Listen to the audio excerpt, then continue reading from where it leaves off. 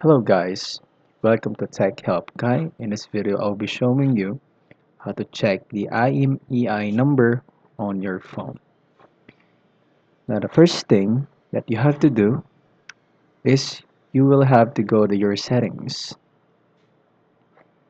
And then after clicking on settings, you have to scroll down to the most bottom part of your settings and click on about phone. And after that, in this case on my phone, you'll have to click on status, but in most phones you should be able to find the IMEI here already, but in my case you have to click on status.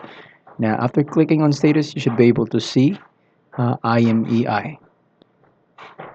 So guys, that is how you find the IMEI on your phone. If you'd like, you could also search that on the top part of your settings. You could still also find the IMEI of your phone.